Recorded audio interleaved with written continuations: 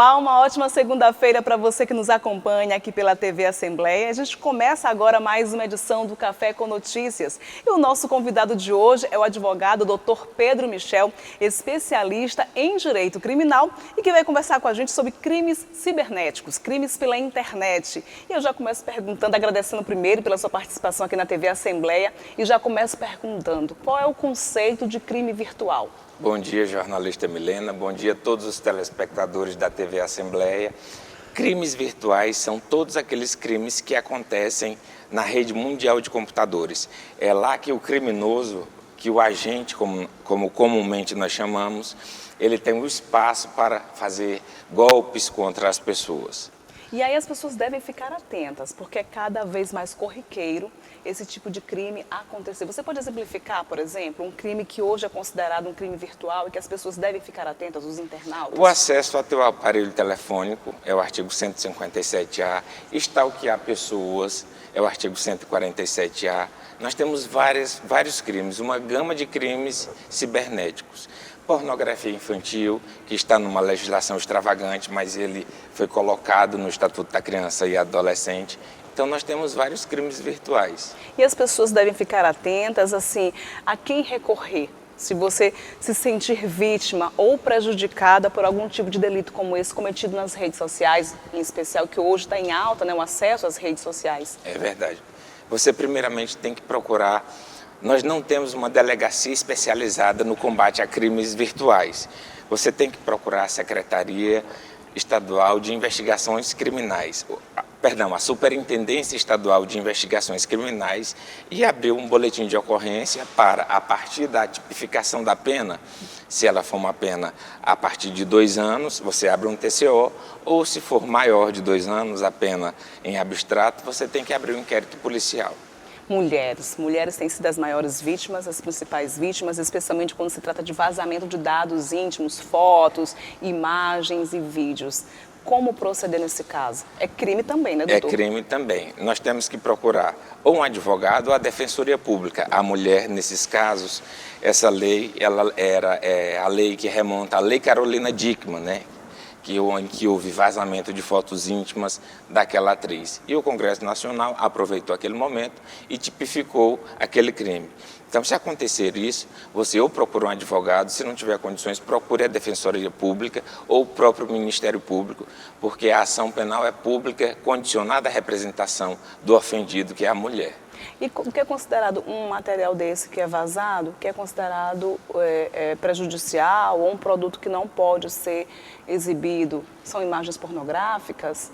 Porque às vezes uma pessoa, ela vaza uma foto comum de outra pessoa. Isso aí também é crime ou só quando se trata de imagens pornográficas?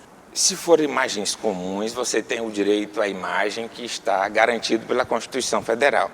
Se for fotos íntimas, a qualquer pessoa de cunho pornográfico ou em atividade sexual, a Lei Carolina Dickmann também veda esse tipo de conduta. E as Big Techs ou as operadoras, elas devem fazer a cessação desse conteúdo, para que ele não seja amplamente divulgado. Crianças, a gente sabe que as crianças estão expostas à internet, às redes sociais. Como é que os pais responsáveis podem ficar atentos? As crianças também podem ser vítimas de crimes virtuais? A pedofilia nas redes, por exemplo, é um tipo de crime cibernético? A pedofilia está tipificada no artigo 241A, que veio de uma legislação extravagante e foi agasalhado no Estatuto da Criança e do Adolescente, né? Então, ter consigo qualquer material que envolva, não é, crianças e adolescentes em práticas sexuais, né, de qualquer cunho abusivo por meio de adultos, você também pode ser tipificado com uma pena de 5 a 8 anos. Fraudes. A gente sabe que existem também fraudes, muitas fraudes pela internet. Está super na moda agora, infelizmente, a fraude do falso advogado.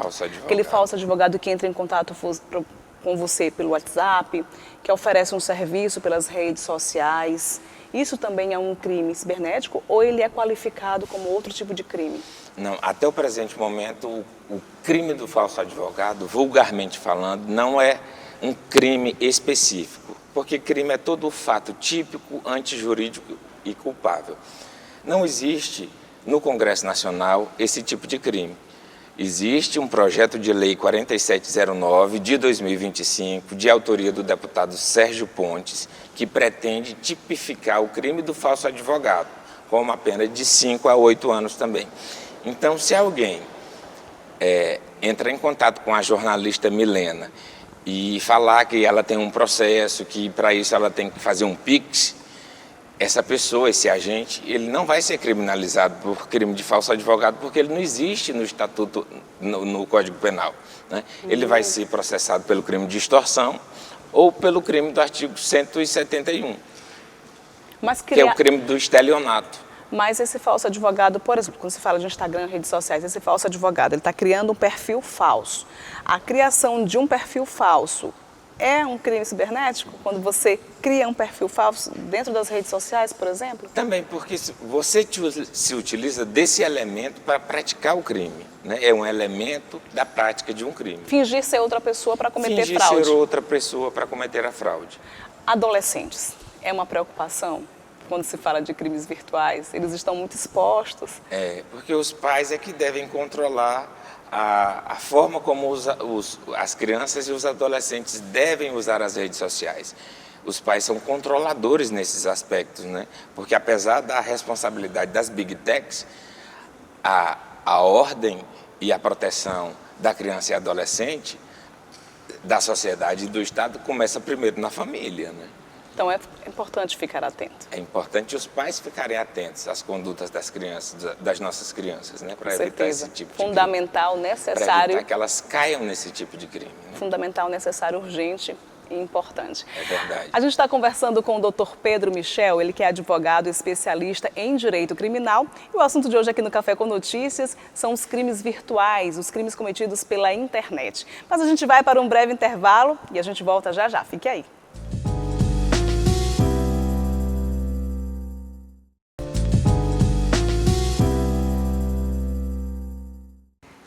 Estamos de volta com o segundo bloco do Café com Notícias e o nosso convidado de hoje é o advogado Dr. Pedro Michel, especialista em direito criminal. A gente convidou ele para falar sobre um assunto super importante e necessário, que é a atenção com relação aos crimes virtuais, os cometidos pela internet.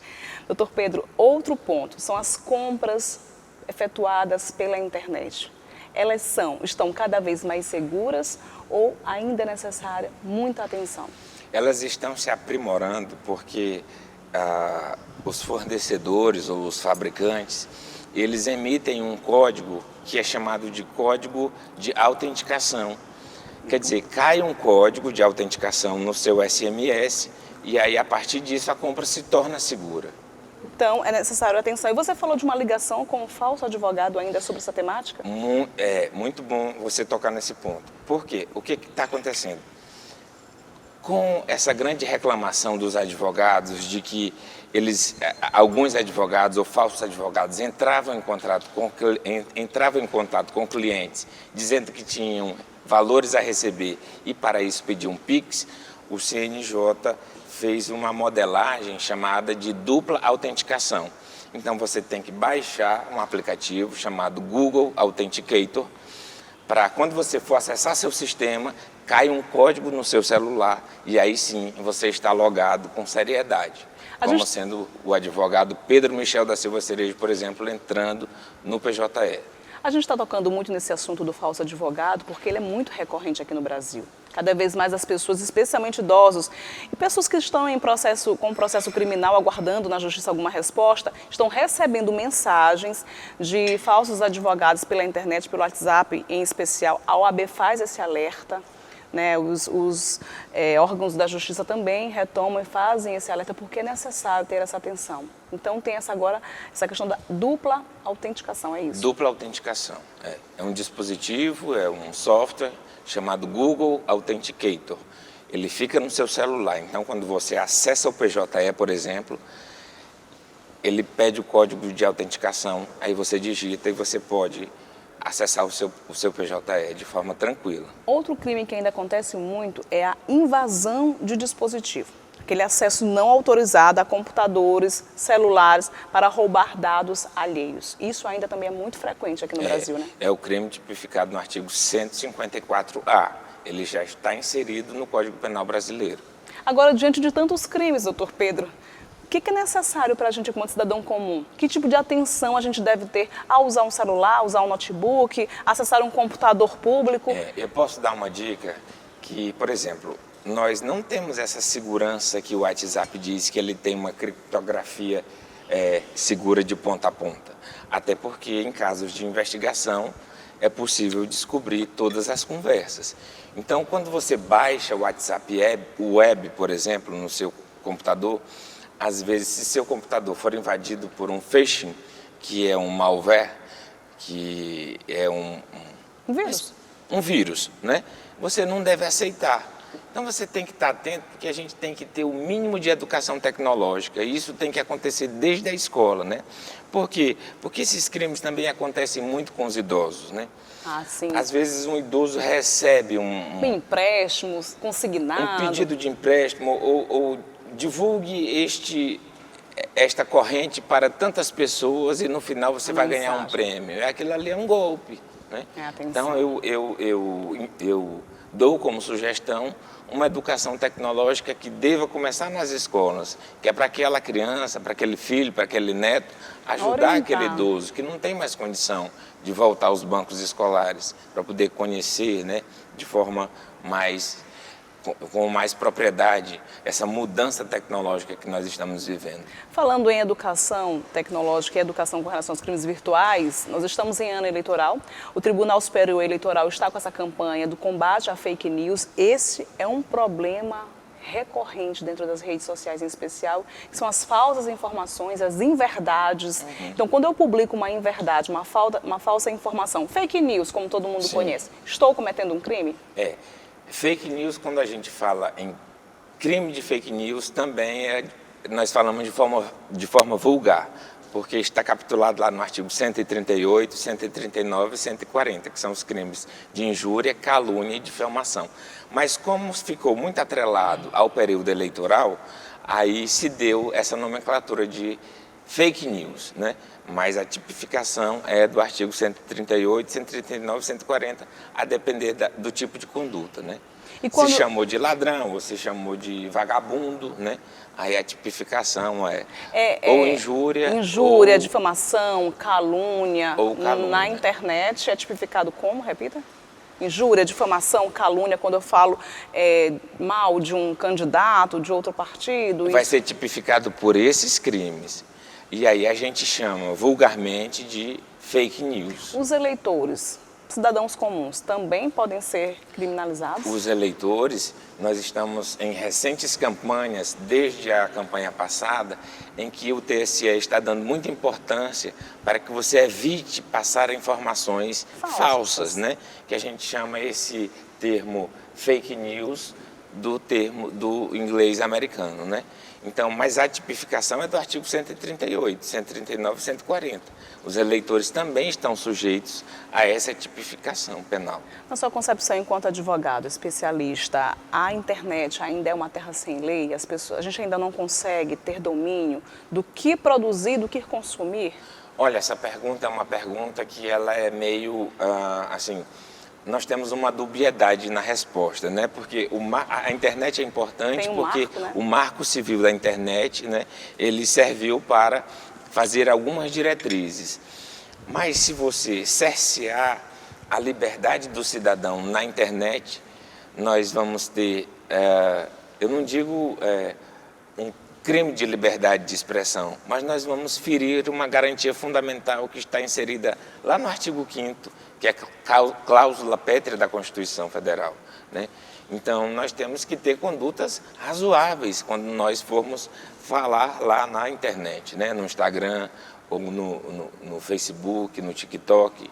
A gente está chegando ao finalzinho da entrevista, eu queria que você retomasse só um assunto. Quando a gente fala de crianças, vamos deixar um alerta para os pais, para os responsáveis, sobre os cuidados e atenção com crianças e adolescentes, para que não sejam vítimas de crimes virtuais ou não cometam crimes virtuais?